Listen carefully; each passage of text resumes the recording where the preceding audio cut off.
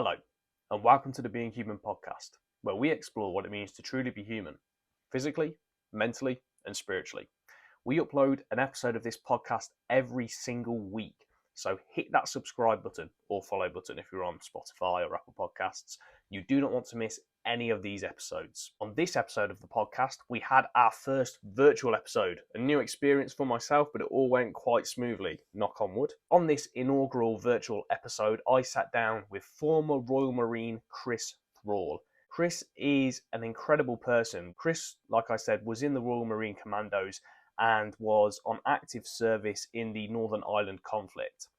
He recapped briefly his time in the Marines and what he did afterwards, and that involved a whole host of things, including running and founding his own business to working with criminal families in the form of the Hong Kong Triads. In the midst of this, Chris ended up suffering from addiction, and his life really went into a downward spiral, as he told us. He recounted to us what that was like, such a difficult and quite frankly scary experience to be in, and he shared with us the moment that he began to turn his life around. And it really did come down to a pinpointed moment one morning, and it was so moving to hear him talk about that and to see how one spark inspired so much change in his life.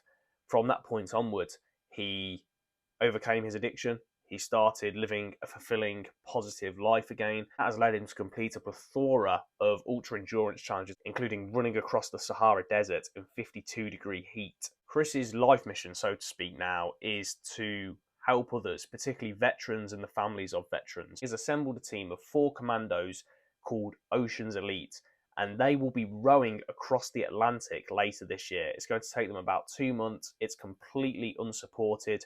And I asked him about that and how you and I can support that fundraiser to help veterans, to help the families of veterans. Chris may seem radical to some, but I think he has a really important message, and I think there is so much truth in his message. Details will be in the description below about how you can support Chris and the Ocean Elites row across the Atlantic later this year. Please be sure to hit that subscribe button, share this video, like, comment, support that fundraiser as well if you're able to. Thank you for watching, thank you for listening, and thank you for supporting Being Human. So I want to talk to you, of course, about the Ocean's Elite Row that you're doing, all about that, what exactly it is and how people can support. But to start off with, if you could just give us your background, Chris, who you are, your experience, all that kind of stuff. Oh my God, you've probably picked the longest question to ask right from the beginning. Sorry, I know it's a lot to sum up there in a nutshell. No, it's absolutely fine. So I'm Chris Thrall. I'm a former Royal Marine. When I left, I served in the forces. I was in active service in the Northern Ireland conflict, where we saw some quite, I'm going to say heavy action isn't the right word, but considering it's Belfast, things were going bang, and unfortunately we lost one of our Marines and very shortly after being there. I did Arctic warfare training up in the north of Norway, where incidentally I'm going back in March to lead a team of novices up in the Swedish Arctic, which I'm looking forward to. And I sailed around the world as part of a 10-man high security detachment on the aircraft carrier HMS Invincible, which is just brilliant. We actually sailed to Barbados once, and we were the first ship to have women on board. So you can imagine it was quite a party atmosphere. I left the Marines to run a business in the Asia Pacific. It was a network marketing business for a company called Corum, and my part in it became the biggest organization in Asia at that time with this company, and I was fully absorbed in it. I saw it as my way to make my million and get my Porsche and all this kind of stuff that you think is important when you're young. And cut a long story short, my childhood trauma caught up with me. Not that I knew it was, I didn't even know what such words were back then, but I became chronically addicted to crystal methamphetamine. And sort of at my lowest point, or within 7 months of leaving the forces, I was in severe psychosis, so chronically mentally unwell. Or should I say, phasing in and out of chronic mental unwellness, whilst working for a group called the 14K, who were one of Hong Kong's triad crime families. I was a doorman in one of their nightclubs in the Wan Chai sort of gangland red light nightclub district. And yeah, things were pretty dark for a bit there, Aaron. I came back to the UK, and I spent 18 months basically living on a sofa bed, eating porridge and pasta mixed together because it's all I could afford. All my money was going on gear. And I still thought I was living the dream, that this is me, and this is fortunately the psychosis went away because the stuff you can buy in this country isn't as strong as the stuff you buy abroad. I don't want to say the terms too much because you get your podcast, you'll get flagged. But so the psychosis went away is what I'm saying. But what I was left with was chronic depression from going from such an active lifestyle in the Marines, or at least, feeling on top of the world, and loving Hong Kong. I mean, it was great. I worked for the Hong Kong triads. This, one of my fellow doormen was a 6'3" assassin. The other one was a hard as nails street fighter. And, for someone from a very damaged childhood, it felt good. It felt good. And of course, that's the trap that we can fall into with clubs and gangs and societies. And there I am back in the southwest of England. Fortunately, I'd let my house go. I didn't care. I wasn't in a position to pay anything. But my dad, bless him, had got together with my uncle and said, listen, we can't let his house go. So they chipped in. They did a deal with a mortgage company, just pay the interest or something, and they kept my house for me. So fortunately, I had a roof over my head, but it was a miserable existence, mate. I was chronically depressed, but I didn't know, mental health illness was never talked about back then. We didn't know what it was. I heard someone talk about anxiety once. I thought, what the hell is that? I'm glad I don't. What weird? Who gets anxiety? That's weird. There must be something wrong with you if you get anxiety. Of course, now these words are just buzzwords. Everyone knows what you mean, why you get it, what brings it on, da da da da da da. So what I was doing was just continuing to self-medicate with amphetamine, essentially. And one day it all came to a head. I woke up shivering cold, freezing on the floor where I just crashed unconscious again after some 5 days without sleep. And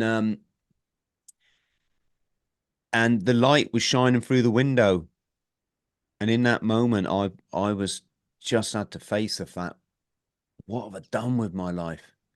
What have I done? I used to be a handsome young Marine driving a top of the range BMW with loads of girls' phone numbers in my pockets. Now, the clothes I had, I'd stolen off a problematic heroin user. I hadn't bought clothes for free, other than some rags that I bought in Hong Kong. I hadn't bought clothes for years. My food, like I say, was just I had £1.67 to do a fortnight's shopping. And so I'd have to shoplift, but I wouldn't have to, but I shoplifted Bovril just so I could have something to put on this 17p loaf white bread that I got from the supermarket. I got caught shoplifting once and managed to get out of it, but it was so embarrassing. I just was so humiliated. in that morning, I could hear the kids playing outside, kicking a ball around outside my house. I lived in this little cul-de-sac, and all the kids, they freaking loved me, mate. You know, I was like the only adult in the street that gave them any time, and they used to come round and say, "Chris, take us trick or treating. Chris, can you fix my bike? Chris, did it?" And now I couldn't even go outside the front door, mate. I was too ashamed of myself. You know, I had track marks all up my arms, and in that moment, it just hit me that, you know, when we're young, we blame everyone else for our woes in life. We blame our childhood, we blame our teachers at school, we blame an employer, we blame those mates that, you know, didn't support. But in that moment, I realized I had to stop that life comes from within, everything, whether it's health, whether it's your goals, whether it's your dreams, whether it's your happiness, and certainly if it's everything comes from within. It comes from you. And in that moment, I thought, do you know what? I'm going to start looking after me. You know, that little kid that went through a load of stuff when I was a kid that I shouldn't, you know, children shouldn't really have to go through. Like, I was still putting that little kid through through stuff. You know what I mean? It was like me doing it now as an adult, and that was it. And as that line shone through the curtain, I thought, do you know what? I'm going to start taking charge. I'm going to start cutting that stuff down. You know, I'm not going to be an angel. I'm not going to be a saint. I'm not going to join a church or go to AA meetings or whatever. NA meet. I'm just going to do this myself. And I did, and I cut it down. And I made a promise every morning. I'm going to throw open the curtains, no matter how on much of a come down I'm feeling. And I'm going to say, "Morning, son. Thank you so much for this life, because a lot of my mates are dead now and I'm not, and I'm still going for it. Thank you." And that's gratitude. Really important key element in life. If you're grateful for life, everything will work for you. If you let life beat you up, it has the opposite effect. You spiral down. And within sort of 6 months of that, I won't say it was easy, but I was wearing new clothes. I had a job. It was actually a job smuggling tobacco from Belgium, but it was a job, and it was fun, and it was money in my pocket, and it was socializing with people. And my mates started to come back and look after me and say, "Chris, I'll buy you that," or because they could see that I was, you know, that they could relate to me again. And then I went off to I did a fire walk to raise money to go to Norway to study at a university there, so I could become a development worker to go and work in Africa. All voluntary, no money involved. So I taught street kids in Mozambique for 6 months. I drove volunteer journalists to India and back on an old school bus from Norway, so we could write articles about people living in poverty. And then I thought, right, let's do it. Let's just smash every single one of my goals. So I became a pilot, skydiver, advanced scuba diver. I've scuba dived in all the beautiful places around the world. I've backpacked through every single country in North, Central, and South America. I've camped out in the Amazon fishing for piranhas.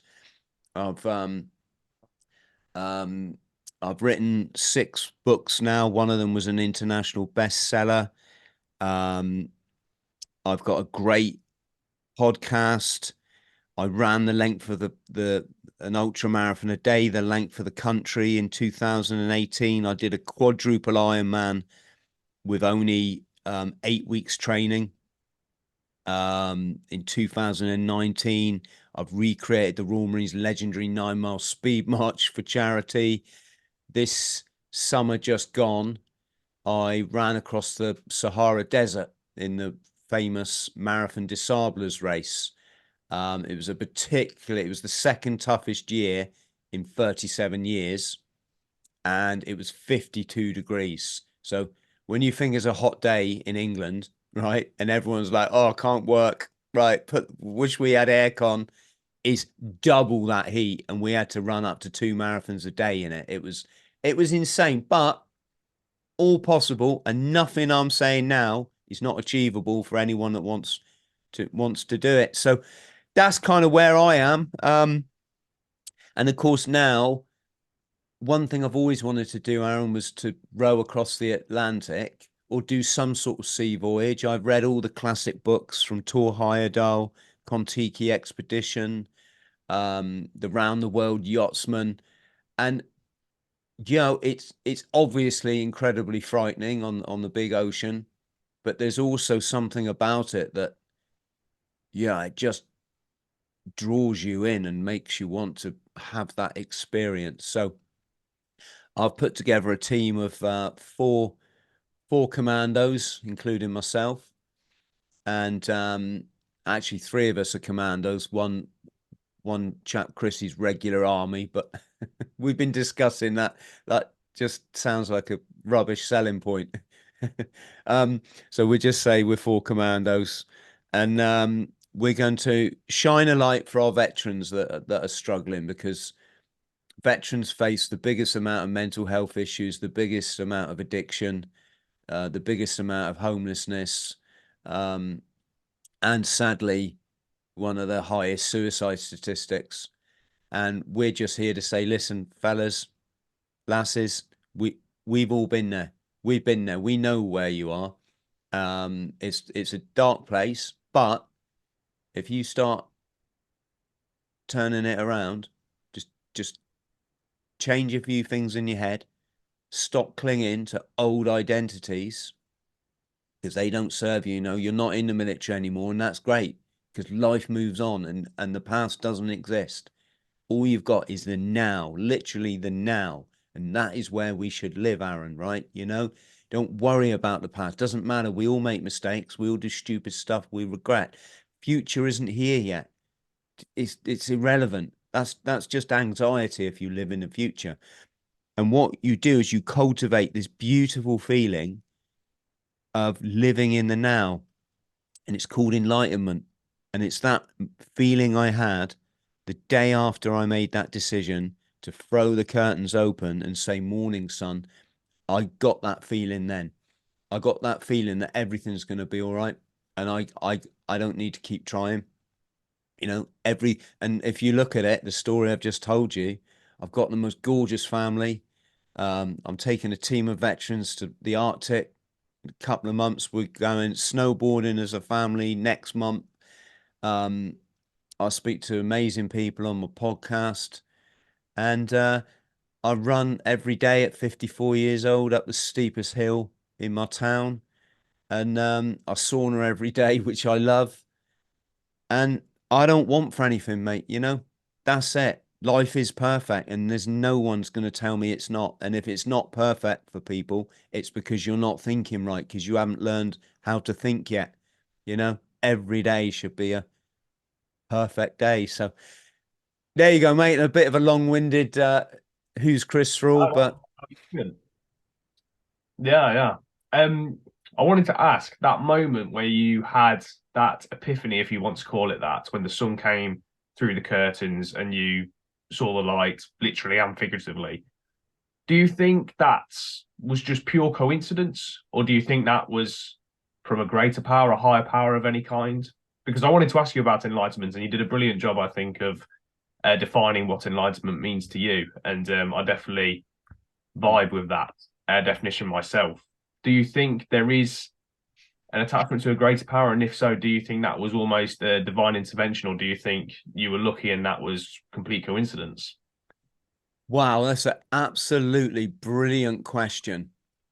So, first of all, I'm very kind of science fact based. I'm not what we call left brain. I'm obviously right brain because I'm an enlightened person. But what I mean is, I don't believe in touting something that you can never prove, or it's just going to cause you. It's like this. There's some sort of energy field that makes us all up, isn't there? Tesla said, and Einstein, everything is energy, vibration, and frequency. So you're looking at me, I'm actually just held together by energy, vibration. So technically, I'm you and you are me. We're just part of the quantum energy field. And it's ironically, it's like a benevolent energy field. It loves you. You know, it's not there to make your life hard. Our lives are just a challenge to realize that we are the universe. We are everything. If people want to use terms like God, that's fine. But we are God. We're this is not being like blasphemy or anything. It's understanding we're all part of the energy field. Oh, Yeah, we're like a microcosm of the macrocosm. There's a great word I heard. We're like a holographic representation of the all, of the everything. And it's almost as though, like, if there was a God, he's sat up there one day on his cloud, and he's you know, he's bored out of his mind. There's no Xbox because he hasn't invented it yet. And he thinks, right, I'm going to create life, and I'll take a bit of me to make the first, move, boom. And then it's going to, there's going to be this chain reaction that creates the universe, and things will evolve over billions upon billions and billions and billions of years beyond what we can conceive. And then slowly life is going to evolve. My challenge is that life ever going to get smart enough where it realizes it's me, where it realizes it's me, or is it going to be dumb and start wars with itself and killing each other and thinking that things like money is important? Fascinating, isn't it?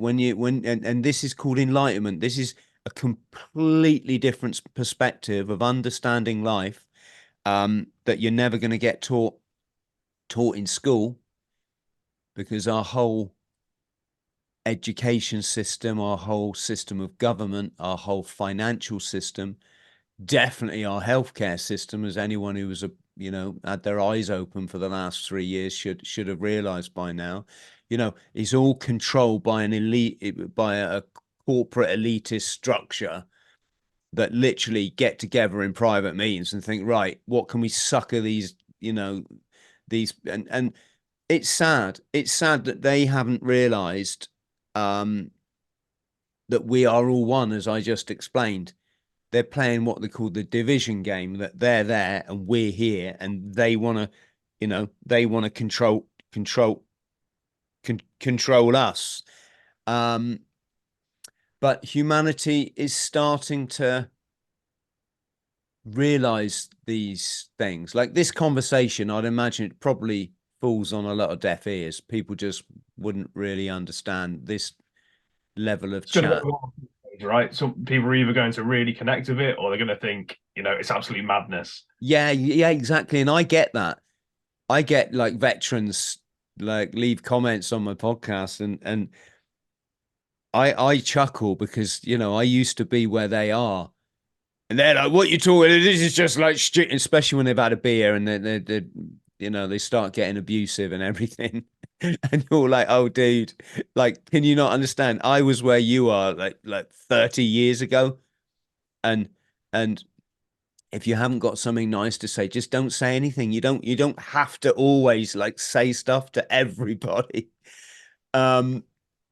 But the fact, Aaron, that you obviously understand this field of conversation is brilliant. Absolutely brilliant. So just to talk a bit more about the Ocean Elites row, you, a team of 4 commandos, will be rowing across the entire Atlantic Ocean. Is that completely unsupported? Yes, it is. So when we say the entire Atlantic, it's been traditional that the entire crossing between England and America, I assume. Yeah, but it actually goes from the Canary Islands. So I think we go from Tenerife. Okay. That's just traditionally where you hit the trade winds and the currents, and they bring you in. I don't know how much you have to row, but people do seem to row a lot. They bring you into Barbados. My friend Jack Jarvis, who's an army commando, he actually rowed from mainland Europe to North America, and that's a different thing again, because you're getting a different set of currents. It took him over 3 months on his own on a boat at sea. It's just a hell of a commitment. But we're kind of just doing it's almost like the touristy row, the one that's, I don't want to say it's easily achievable. Obviously, getting together £100,000 is not easy. And most of that's for the charity, by the way. And rowing for 2 months, 2 hours on, 2 hours off is not going to be easy. But yeah, so basically rowing the big stretch of the North Atlantic. And you said it's the more touristy route. Obviously, it's still going to be incredibly difficult, as you said. 2 months of basically non-stop work, obviously intervaled, with intervals, sorry, but for all intents and purposes, non-stop graft. Where do you? Because obviously you've done some incredible things physically, both in your time in Marines and after it as well. Where do you expect it to rank in terms of how physically challenging it's going to be in comparison to, say, the marathons you're running in 52-degree heat? What a great question. Okay, I'll dive straight in and say, I think it's going to be the routine is going to be hard. I've said to my team, anybody who's been in the military can pull on a pair of oars. I mean, it's just what we had to do. We had to do fitness every day. And I don't care about that. What I care about is, are you going to fundraise your ass off to get the boat in the water and make a lot of money for struggling veterans and children who've lost a parent in either to conflict or more often these days it's to suicide, and these kids have already started to contact us, and it's, God, it makes you want to cry, mate. And I'm so glad we're doing it for such a cause that we can all get behind and believe in. So I don't like to make anything, whether it's ultra marathons, Marathon Des Sables, running the length for the UK. I don't like to make anything sound hard, because they're achievable. If one person can do it, everybody can do it, give or take. Maybe in a wheelchair, you're going to have to wheel yourself the length of the country. But if you want to do it, you can do it. A marathon, I'll tell you now, I'll take anyone who's never run anything in their life, and we'll do a marathon together right now. Easy, right? I'll just hold your hand. I'll say, right, come on, we're going to just jog a little bit, right? Okay, let's walk a bit, get your breath back. Okay, cool, ready to go. Human beings, we're designed to be able to run up to 100 miles at a time. We're designed to be able to go without food for weeks on end, I mean, my first water fast was 18 days. It's just easy. You tell that to most people, and they're like, "What? What? You went without food for like more than a meal?" Yeah, I went without food for whatever 18 times 3 is, that many meals. And I don't. I like to put it into terms that people can find achievable. When you do these events like the ultra marathon, you're not seeing like superstars, you're not seeing macho men. You're just seeing normal people that they just want to keep sort of pushing themselves. So I don't know, Aaron, with respect to the row, how, it,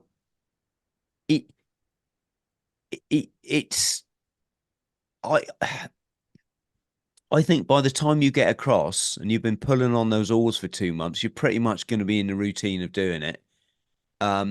Is it going to be tough? Well, you can only go as hard as you can recover, can't you? So you can't go like a mad banshee for a whole day, because the next day you're just going to be crucified, and then you're no good to anyone. So I think just steady as she goes, or some naval expression, and that'll do it. Yeah. And to just round off then, where can people go to support the Oceans Elite Row, to support the families of these veterans and the veterans themselves? And if you could just give a final message for anyone that's struggling out there, whether veterans or otherwise, and what they can do to get them out of whatever rut they may find themselves in. Brilliant. So our social media is at Oceans Elite Row. That's all across the board, including GoFundMe. So just type our name into GoFundMe, gofundme.com/Oceans Elite Row. We only ask people to chuck a $5 in. And that's what people have been doing. Oh, excuse me one sec.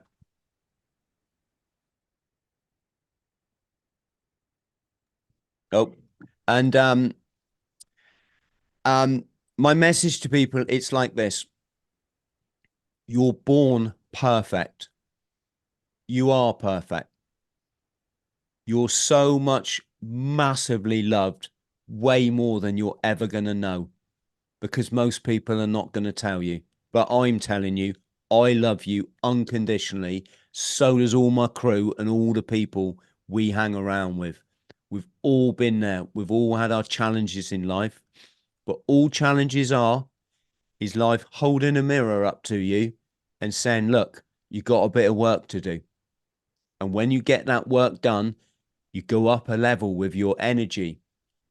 And when you go up a level with your energy, life meets you at that level then. So your relationships get better, your diet gets better, your fitness gets better, your living conditions get better. And then it spurs you on to work on the next thing that the mirror's showing you. And you go up again. And this is why I say unequivocally, I live in paradise every single day. I can never go back. Doesn't mean I don't have challenges, but that's just life holding up the mirror to me saying, Chris, why are you upset today? Why are you angry with that? It's me, isn't it? It's that I've got unresolved issues that I haven't learned to just chill. And there will be days when you wake up that life isn't the way that you want it to be. That's when you got to remember that people like me believe in you, but also don't ever steal your own dream. Ever. And you've got this. That's brilliant. That's a great message, Chris. I'm definitely going to take a lot away from that myself. Thank you very much. I know you're a busy man, so thank you for giving me the time today and sharing everything that you have. I'll be sure to donate and support and share the Oceans Elite Row myself on social media, and I wish all of you all the best with it. Oh, brilliant, mate. Brilliant. And thank you for inviting me. That was really kind of you. Really enjoyed it. It's my pleasure.